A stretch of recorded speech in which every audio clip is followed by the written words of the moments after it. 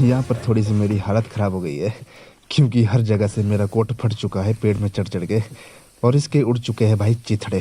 तो नमस्कार दोस्तों, स्वागत है आपका मेरे आज के इस नए ब्लॉग में। आज मैं कहीं पर नहीं जा रहा हूँ, बल्कि आज हूँ मैं अपने खेत में, और आज करेंगे हम यहाँ पे थोड़ी सी प्रूनिंग का काम।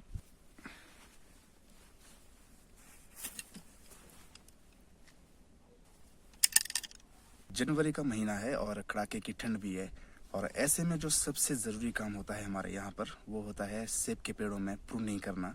ये देखिए, ये हमारे सेब के बगीचे है पीछे, और अभी तो ये सो रहे हैं क्योंकि अभी इनकी काट छांट करना बहुत ज़्यादा ज़रूरी है। अभी तक इनमें उतना ज़्यादा काम नहीं किया मैंने, और आजकल ही हमें इनकी काट छांट करनी होती है ताकि गर्मी में हमें लाल लाल सेब और अच्छे अच्छे सेब मिल सके। तो इसलिए प्रूनिंग करना बहुत ज़्यादा ज़रूरी है आजकल। आज मैं आपको दिखाऊंगा कि एक पहाड़ी बागवान की लाइफ असल में कैसी होती है। ये देखिए, वैसे प्रूनिंग करना तो एक कला है, लेकिन हमें ये देखना पड़ेगा कि कौन सी टहनी हमें सेब देगी और कौन सी टहनियाँ बेकार में ही पेड़ की ताकत को खींच रही है। तो हमें ये देखना है और इसकी छंटाई करनी होगी। इससे होगा ये कि अगर हम आज सही कट लगाएंगे तो आगे चलकर पेड़ को सही धूप मिलेगी, हवा मिलेगी, और सेब भी लाल लाल होंगे, बढ़िया बढ़िया सेब होंगे। प्रूनिंग करने का मतलब ही यही है कि हम सेब को लाने के लिए पेड़ों को तैयार करते हैं, टहनियों को तैयार करते हैं। अभी देख सकते हैं आप, मैं खेत में हूँ, चारों तरफ शांति है, थोड़ा थोड़ा धुआं भी है, और बड़े पहाड़ों में कहीं कहीं पर बर्फ भी है।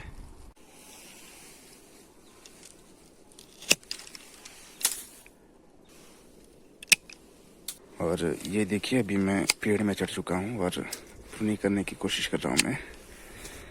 वैसे कैमरे के साथ साथ प्रूनिंग करना थोड़ा सा मुश्किल हो सकता है, हमें गिरने का भी ख्याल रखना पड़ेगा। वैसे मैं आपको प्रूनिंग करना सिखा नहीं रहा हूँ, क्योंकि प्रूनिंग करने के अपने अपने भी तरीके हैं, और सिखाने वाले बहुत सारे लोग हैं। अभी फेसबुक के जरिए आप लोग देखते होंगे उनको। मैं बस आपको एक पहाड़ी लाइफस्टाइल दिखा रहा हूँ, एक बागवान की, कि किस किस तरह से आजकल काम हो रहे हैं जनवरी के महीने में। और ऐसा भी नहीं है कि बिल्कुल ही परफेक्ट तरीके से प्रूनिंग आती हो, लेकिन धीरे धीरे कोशिश कर रहे हैं कि सीख जाए प्रूनिंग। लेकिन मैं 1-2 सालों से प्रूनिंग कर रहा हूँ अपने बगीचे में, और अभी तक तो बहुत ही अच्छे सेब निकले हैं। आगे पता नहीं क्या हो सकता है क्या नहीं, लेकिन अगर काम करेंगे तो तभी सीखेंगे, धीरे धीरे करके। अगर काम ही नहीं करेंगे तो कैसे सीख पाएंगे हम। और अभी मैं प्रूनिंग भी सीख रहा हूँ। दो सालों से तो मैंने खुद ही प्रूनिंग की है, 250-300 पेड़ों में अकेले ही। और पेड़ देख सकते हैं आप, इतने पड़े हैं भाई, 3 महीने मुझे लग जाते हैं प्रूनिंग करने में। ये वाले जो सारे सेब के पेड़ देख रहे हैं ना आप, ये है सारे रॉयल के पेड़, और हमने ज़्यादातर रॉयल सेब ही लगाए हैं अपने बगीचे में। अभी देखिए, पेड़ में हूँ मैं टंगा हुआ, तो अपना काम भी कर रहा हूँ, वीडियो भी बना रहा हूँ। और अभी मैं टॉप में चढ़ चुका हूँ, बिल्कुल इसकी ऊपर वाली टहनी में। सबसे पहले ऊपर के टॉप मारते हैं और साफ करते हैं इस सारे के सारे झाड़ को जो भी लगा हुआ यहाँ पे। इतने ऊपर तक गया ये देखिए।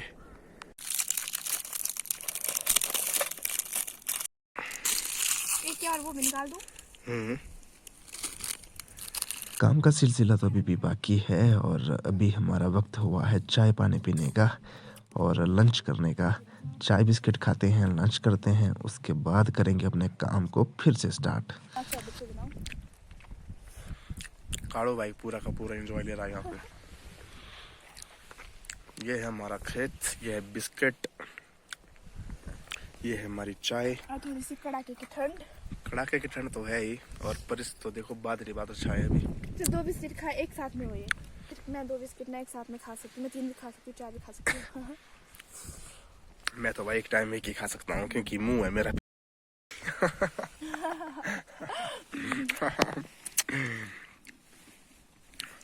मुंह का काम होता है एक बार एक निवाला खाना। एक साथ में 3 दिन खाती हूँ मैं। देखियो इसको ना मैं 1 ही ग्राम में खाऊंगी। देखिए मैं खाना परोस रही हूँ। सुबह तो यहाँ देख सकते हैं दोस्तों, एक्स्ट्रा बनाया हुआ था लंच के साथ में। लंच में है आज राजमा और चावल, जो किसने मिक्स करके लाई अभी घर से, गर्मा गर्म। वैसे तो थे गर्म ही ना, पर ऐसा था कि देख ठंडा होता ना आजकल, तो मैंने सोचा कि मैं और गर्म करती हूँ, क्योंकि मैंने अपनी फ्रेंड के गाय को घास पानी दिया ना। आज का लंच हमारा इतना खाते हैं खा पाएगा इसको। तो पहले बिल्कुल। और दो।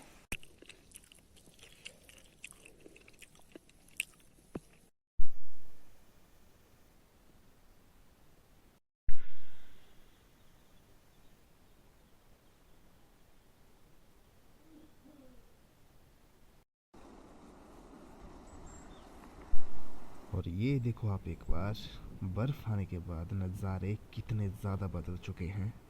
चारों तरफ है बर्फ़ ही बर्फ़ पहाड़ों में। और खेतों में काम करते हुए इंसानों के नहीं बल्कि हमारे कपड़ों की भी हालत ख़राब हो जाती है। ये देख सकते हैं आप, पेट में चढ़ चढ़ के इसके चिथड़े उड़ चुके हैं अभी। यहाँ देखिए। और वैसे मैंने एक बैकअप कोट भी ला के रखा अपने साथ, क्योंकि जैसे ही बहुत ज़्यादा हवा होती है तो यहाँ पे ठंड बढ़ जाती है एकदम से। तो इसके लिए ये कोट लाया है। जैसे ही मुझे ठंड लगती है तो मैं ये कोट लगाता हूँ, लेकिन प्रूनिंग करने के टाइम मुझे यही वाला कोट लगाना पड़ेगा, क्योंकि जैसे ही पेड़ में चढ़ते हैं तो काफ़ी ज़्यादा कपड़े फट जाते हैं भाई। तो 2 कोट मैं रखता हूँ अपने साथ। और ये देखिए, कुछ बर्फ़ भी पड़ चुकी है और हमारे पहाड़ ऐसे सफ़ेद सफ़ेद हो गए हैं। वैसे खेतों में काम करते हुए जो शांति मिलती है, सुकून मिलता है, वो शहरों के शोर शराबे में कहाँ है। यहाँ परिंदों की आवाज़ है, चहचहाते पक्षी है, ठंडी हवाएं हैं। वैसे गांव का माहौल ही कुछ इस तरह का होता है। थकान तो होती है लेकिन सुकून भी तो है। और जहाँ पर थोड़ा समतल इलाका है वहाँ पर थोड़े से औजार हम ले जा सकते हैं। एक तो हो गई कैंचियारी, ये तो चाहिए ही चाहिए। दूसरे है ये चिल्टे, जो कि काफ़ी हेल्प करते हैं हमें प्रूनिंग करने के लिए। जो ऊंची ऊंची टहनियाँ होती है वहाँ तक ही हमें पहुँचाता है। इसको ले जाते हैं भाई। और यहाँ देखिए, कल परसों आई थी यहाँ पर बर्फ़, और वो तो एक ही दिन में चली गई। जैसे ही कल धूप हुई तो वैसे ही चली गई। लेकिन जो पेड़ है यहाँ पर वो काफ़ी सफ़ेद हो चुके हैं। ऐसे कह सकते हैं कि क्लीन हो चुके हैं सारे के सारे पेड़। तो ये होता है बर्फ़ का असर, जो कि काफ़ी ज़रूरी है पेड़ पौधों के लिए, पहाड़ों के लिए, हमारी ज़मीन जायदाद के लिए। तो इस तरह से काटने की कोशिश करेंगे हम, लेकिन मेरे पास जो कैंची है ना वो बहुत ही ख़राब किस्म की है। मुझे इस कैंची को बदलना पड़ेगा ताकि ठीक ढंग से काम हो सके।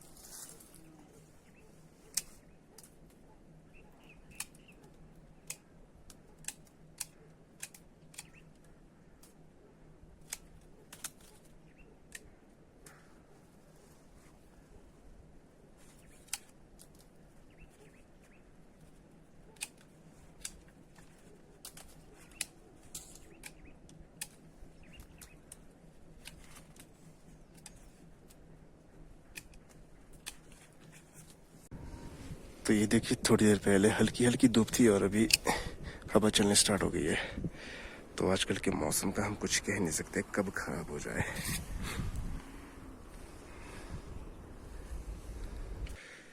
तो आखिरकार एक जगह तो कर ली मैंने अपनी प्रूनिंग ख़त्म। अब चलूँगा मैं दूसरे खेत में, क्योंकि आज यहाँ पर एक ही पेड़ था मेरे पास बचा हुआ। अभी अपना सामान करते हैं पैक, किल्टू को उठाते हैं और चल पड़ते हैं दूसरे खेत की तरफ। एक छोटा सा रिव्यू मैं आपको दिखाता हूँ प्रूनिंग का।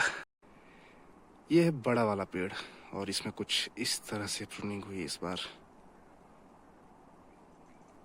सामने है पेड़ और पीछे है पहाड़। क्या ही जबरदस्त व्यू लग रहा है दोस्तों। और ये है हमारे छोटे छोटे पेड़। उतने छोटे तो नहीं है लेकिन छोटे ही कहना पड़ेगा। और ये है बहुत ही बड़ा पेड़, यहाँ पे देख सकते हैं कुछ इस तरह से। और इसके आगे पीछे बहुत सारे पेड़ है, यहाँ देखिए। और कुछ ये पेड़ है हमारे सामने। तो देखते हैं इस बार क्या होता है। वैसे प्रूनिंग तो कर दी है, छंटाई कर दी है। मेन तो बी में भी बहुत ही ज़्यादा थे तो वो भी थोड़े पतले कर दिए, मतलब शॉर्ट कर दिए बी में। अब अगले साल देखेंगे भाई फसल आने पर। ये है टहनियों में हुई प्रूनिंग, पेड़ों में हुई प्रूनिंग, कुछ इस तरीके से। इस बार शॉर्ट करने की कोशिश की है क्योंकि काफ़ी ज़्यादा लंबे हो गए थे इस पर। हाँ। और ये थोड़े ओस के रास्ते जो कि बहुत ही खतरनाक होते हैं। देखिए पैर कैसे फिसलते इसमें। Oh my God। एक बार फिसल गए तो फिर तार ही लगेगी पीछे से।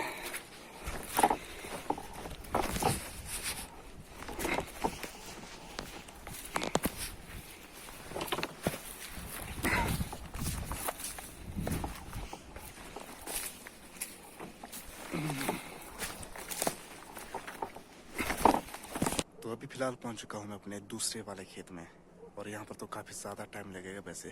तो यहाँ पर लगभग 10-12 पेड़, तो इनको करते हैं। और अभी तो वैसे एक ही बार बर्फ आई है, और यहाँ पे देख सकते हैं जो रोपा की मिट्टी है वो होती है बहुत ही ज़्यादा चिकनी। और अभी से ये हाल है, अगर 2-4 बार बर्फ आई या फिर बारिश आई फिर तो यहाँ पर चलने को नहीं होता।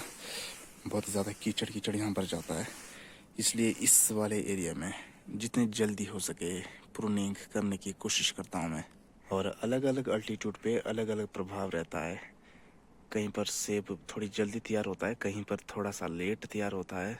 जैसे जैसे यहाँ पे ऊंचाई बढ़ती है वैसे वैसे ये सेब तैयार होते हैं पहाड़ों में। थोड़ा सा खून निकल गया यहाँ पे, ये वाला एरिया लग गया मेरे स्पर में।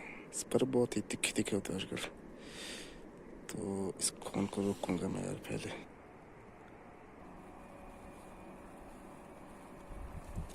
तो ये कर दिया मैंने आज के दिन में थोड़ा सा काम। और अभी हो चुके हैं 5, शाम के 5 बज चुके हैं। लेकिन इसके साथ ही यहाँ पे ठंड बहुत बढ़ गई है, तो यहाँ से चलते हैं अब घर की तरफ को।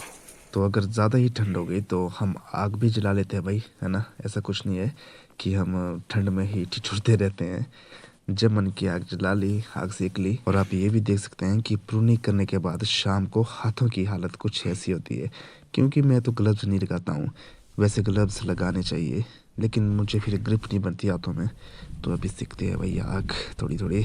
एक तो ऊपर से ऐसा होता है ना कि जब हम सोचते हैं कि अब आग जली चाहिए, ये आग उसी वक्त नहीं जलती है। और जब हम यहाँ से उठते हैं ना, ये तभी जलती है। पता नहीं क्या प्रॉब्लम है इस आग को हमारे साथ। एक तो देख सकते हैं मेरा कोट भाई हर जगह से अब फट चुका है। अब इसकी वो हालत नहीं रही कि मैं इसको लगाऊं भी। अभी बस थोड़ी देर में सूरज भी ढलने ही वाला है, 5 बजने वाले हैं। तो इससे पहले कि 5 साढ़े 5 बज जाए तो घर को निकल पड़ते हैं हम। टाइम से घर पहुंच भी जाएंगे फिर। ये है अपना रोड, और ये है अपना गांव, और पीछे है बहुत ही ज़बरदस्त पहाड़।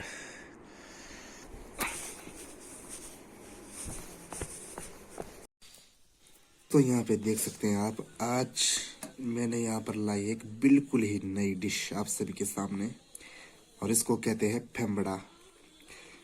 और इसमें जो मिलाया गया है वो है साग, राजमा और सियारा चावल, और शायद रोंगी भी है इसमें। तो ऐसी ऐसी चीज़ें मिलाकर बनता है फेम्बड़ा, जो कि बहुत ही फेमस डिश है कुल्लू की, हिमाचल की। बहुत से गांव में बनती है। और ये बिल्कुल ऐसा बनता है जैसे कि इसमें कुछ मिक्स नहीं किया जाता, बाकी नमक इसमें ऐड नहीं किया जाता।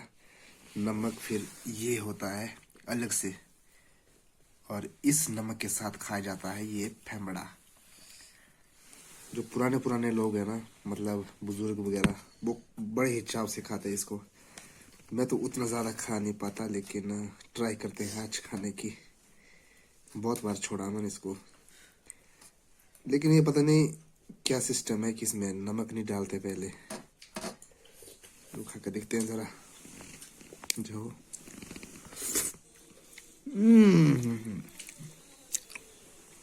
गाइस मैं तो नहीं खा सकता ज़्यादा, लेकिन अनाज है तो थोड़ा जैसा खाना पड़ेगा, तो मैं इतना ही खा सकता हूँ फेम्बड़ा। लेकिन बहुत ही फेमस डिश है ये।